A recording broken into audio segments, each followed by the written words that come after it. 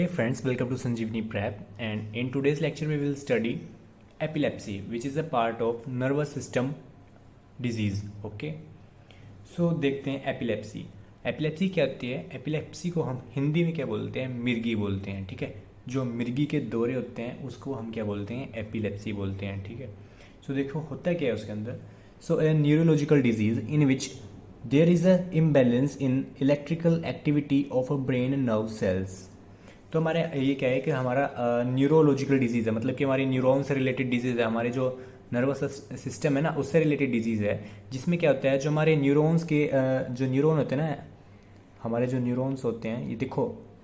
तो ठीक है, मान लो ये हमारा क्या है कि न्यूरॉन है, ये हमारा एक्सोन है. तो एक्सोन के यहाँ से हमारा क्या होता है, ये इलेक्ट्रिकल एक्टिविटी की वजह से हमारे इलेक्ट्रिकल इम्पल्स ट्रांसफ़र होते हैं. ठीक है, जो हमारा ये इलेक्ट्रिकल पोटेंशियल होता है इसके थ्रू हमारे सिग्नल्स ट्रांसमिट होते हैं एक न्यूरॉन से दूसरे न्यूरॉन तक. तो ये एक्सोन होती है हमारी. ठीक है ना, सो ये थी. ठीक है, रफ स्ट्रक्चर बताया मैंने. तो ये क्या है, जो हमारा इलेक्ट्रिकल एक्टिविटी से बोल रहे हैं हम कि जो हमारे ये एक्सचेंज ऑफ आयंस चार्जेस हो रहा है, जिसकी वजह से हमारा जो इलेक्ट्रिक इम्पल है वो ट्रांसफ़र हो रहे हैं. ठीक है ना, तो हमारे जो ब्रेन के नर्व सेल्स होते हैं ना, तो उनके अंदर ये इम्बैलेंस हो जाता है इस चीज़ का. तो देखो अगर उसकी वजह से क्या होगा, फिर हमें कोज सीजर्स क्या होते हैं? दौरे. ठीक है, दौरे होते हैं किस तरीके से? Uncontrolled shaking movement. तो हमारी क्या है, अनकंट्रोल्ड शेकिंग मूवमेंट होती है, कंपन होती है बॉडी के अंदर. ठीक है, और अच्छे से काम नहीं कर पाते हम कुछ भी. So epilepsy can affect people of all ages. तो ये ऐसे कोई भी इसमें वो नहीं है कि बूढ़ों के लिए होता है या फिर छोटे बच्चों को, या फिर ये सभी को लेता है. ठीक है, ओके, तो सभी एज के पर्सन्स को ये हो सकता है. उसके बाद देखो टाइप्स ऑफ एपिलेप्सी. हमारी 4 तरह की एपिलेप्सी होती है. तो देखो 4 तरह की एपिलेप्सी हैं. सबसे पहली हमारी क्या है? Focal epilepsy, also known as a partial epilepsy. ठीक है, फोकल एपिलेप्सी को हम पार्शियल एपिलेप्सी बोलते हैं. मतलब पार्शियल का मतलब होता है हाफ. ठीक है, किसी चीज़ का आधा. So it affect only half part of a brain. It is the most common type of epilepsy. ये तो क्या करती है, हमारा जो ब्रेन के 2 पार्ट होते हैं ना, ठीक है, जो हमारा ब्रेन होता है उसके 2 पार्ट होते हैं ऐसे. ठीक है, तो एक पार्ट को अफेक्ट करती है, इसलिए इसको हम क्या बोलते हैं? Partial epilepsy. और ये क्या है, बहुत ज़्यादा कॉमन है. ठीक है, दूसरा क्या हमारा? Generalised epilepsy. इसमें क्या होता है, इसका दूसरा नाम क्या है देखो, पहले वो देख लेते हैं. It is also known as a tonic clonic seizures. ठीक है, टॉनिक क्लोनिक सीजर्स बोलते हैं इसको हम. दूसरा नाम इसका क्या है जनरलाइज्ड एपिलेप्सी का? Tonic clonic seizures. उसके बाद देखो it affect both part of brain. ये दोनों पार्ट को अफेक्ट करता है हमारे ब्रेन के. ठीक है, इसको भी और इसको भी. ठीक है, दोनों को ही अफेक्ट करेगा. तो मतलब जो हमारा पूरा ब्रेन के पार्ट होंगे, टोटल ब्रेन को अफेक्ट करता है ये हमारे. So it involve all area of the brain. ठीक है, इसलिए हम इसको बोलते हैं जनरलाइज्ड एपिलेप्सी या फिर टॉनिक क्लोनिक सीजर्स. ठीक है, अब थर्ड वन देखते हैं. थर्ड वन क्या हमारा? आइडियोपैथिक. आइडियोपैथिक का मतलब क्या होता है? अननोन, किसी चीज़ के बारे में नहीं पता होना, उसके कोज का पता ना होना. तो ये क्या है कि हमारी जो एपिलेप्सी होती है, तो जो उसकी शुरुआत होती है हमें नहीं पता वो कैसी हुई है, किसका उसका कारण क्या है. ठीक है, और वो कैसे है तो हमें नहीं पता होता इसमें. तो इसलिए क्या ये आइडियोपैथिक या फिर अननोन एपिलेप्सी होती है. सो अननोन वन सेट एपिलेप्सी. ठीक है, यहाँ पे एन आएगा अननोन में. तो वन सेट मतलब क्या होता है? किसी चीज़ की स्टार्टिंग, उसकी शुरुआत, बिगिनिंग. ठीक है, तो वन सेट उसे बोलते हैं हम. सो अननोन होती है उसकी शुरुआत किसकी? एपिलेप्सी की. When the onset starting. ठीक है, मैंने लिख दिया यहाँ पे, starting of epilepsy is difficult to determine. ठीक है, उसको पता लगाना क्या है, डिफिकल्ट है. तो उसको हम क्या बोलते हैं? अननोन एपिलेप्सी या फिर आइडियोपैथिक एपिलेप्सी. ठीक है, तो फोर्थ है हमारा एपिलेप्टिक स्पेज्म.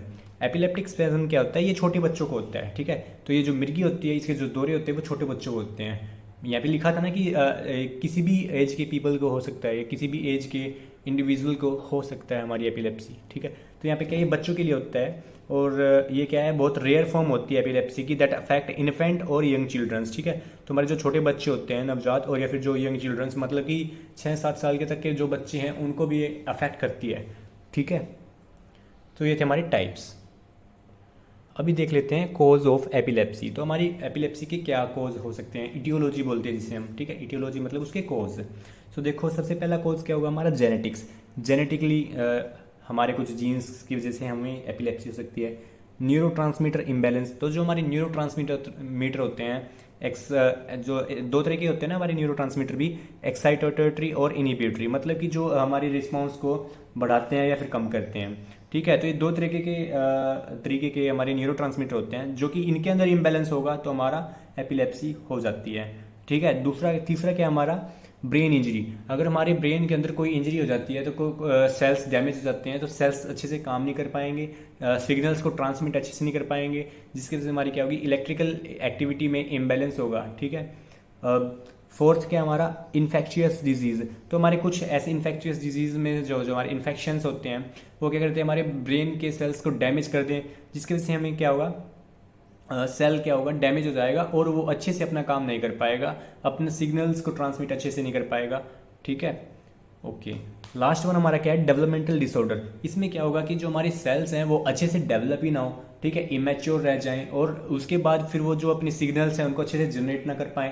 ठीक है, अपनी इलेक्ट्रिकल एक्टिविटी को अच्छे से परफॉर्म ना कर पाएं, अपने फंक्शंस को अच्छे से परफॉर्म ना कर पाएं, तो ये हमें हो सकते हैं।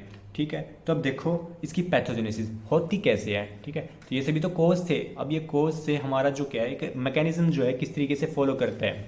तो देखो पैथोजेनेसिस में क्या हुआ, any of cause leads to, ठीक है, तो जितने भी कोज है हमारे, ये सारे रोल करते हैं हमारी पैथोजेनेसिस में। तो किसी भी कोज की वजह से हमारा क्या होता है, imbalance of excitatory and inhibitory neurotransmitter in brain.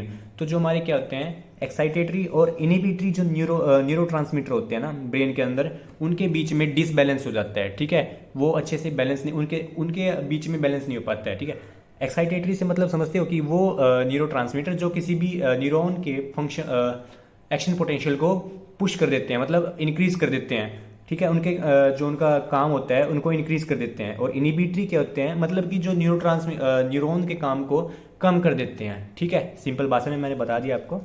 तो ये होते हैं। अब देखो जैसे कि एग्जांपल के नाम पे ये क्या है, गाबा और जो ग्लूटामेट है, हमारे दो तरह के न्यूरोट्रांसमीटर हैं, इनके बीच में इम्बैलेंस हो जाता है ना, तो क्या होता है फिर ब्रेन के जो एबनॉर्मल ब्रेन इलेक्ट्रिकल एक्टिविटी, तो जो ब्रेन की एक्टिविटी है, ठीक है, ये ट्रांसफर ऑफ सिग्नल्स होते हैं, जो ट्रांसफर ऑफ सिग्नल्स होते हैं वो डिसबैलेंस हो जाते हैं। ठीक है, जिसकी वजह से क्या होगा, loss of rhythmic activity of brain. तो ब्रेन की जो सभी पार्ट्स मिलके काम कर रहे थे, एक रिदम में काम कर रहे थे, तो वो सब क्या हो जाएगा, खराब हो जाएगा, बिल्कुल फंक्शनिंग खराब हो जाएगी ब्रेन की।